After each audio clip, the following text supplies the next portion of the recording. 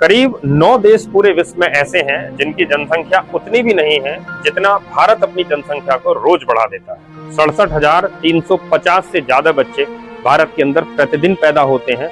ये पूरे विश्व के 9 या 10 देश ऐसे हैं जिनकी कुल जनसंख्या से भी ज्यादा है। तो आप अंदाजा लगाइए कि हम एक ऐसे देश में फिलहाल रह रहे हैं जो अपने आप में 9 से 10 कंट्रियों का प्रतिदिन उत्पादन करता हो।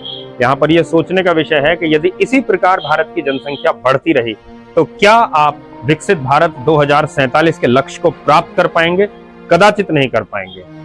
जिस प्रकार से जनसंख्या की वृद्धि हो रही है, उस जनसंख्या की वृद्धि में ये तय कर पाना कि आखिर इतने ज्यादा बच्चों को आने वाले समय में कैसे तो सरकार रोजगार मुहैया कराएगी, कैसे इनके लिए जीवन के सुगम साधन उपलब्ध कराएगी और जो जीवन की मूलभूत आवश्यकताएं हैं वो भी उपलब्ध कराना चुनौती भरा होगा। सरकारी और प्राइवेट नौकरी तो छोड़िए, अगर इसी तरीके से भारत की जनसंख्या बढ़ती रही तो शायद पकौड़े तलने के लिए भी आपको सड़क पे जगह नहीं मिलेगी, जिसको अभी पिछले कुछ समय पहले एक रोजगार का माध्यम बताया गया है।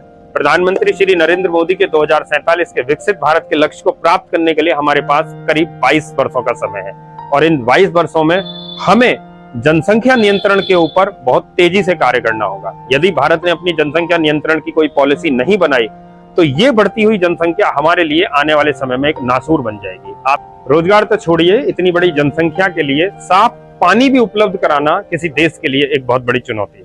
तो विकसित भारत 2047 के लक्ष्य में सबसे बड़ा एक रोड़ा जो बनेगा वो बनेगा ये बढ़ती हुई जनसंख्या। आप किसी भी धर्म, किसी भी समुदाय से हैं, इस भावनात्मक लगाव से बाहर निकलिए कि बच्चे होना बहुत आवश्यक है।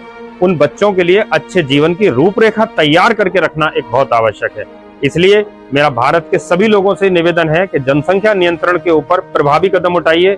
ये वीडियो ज्यादा से ज्यादा लोगों तक शेयर कीजिए, चैनल को लाइक कीजिए, सब्सक्राइब कीजिए और यदि ये वीडियो भारत सरकार तक पहुंचे तो जनसंख्या नियंत्रण को लेकर तत्काल प्रभाव से कड़े कदम उठाने की आवश्यकता है, जिससे कि जब हम 20-22 साल बाद पहुंचे तो हमें एक विकसित भारत मिल सके।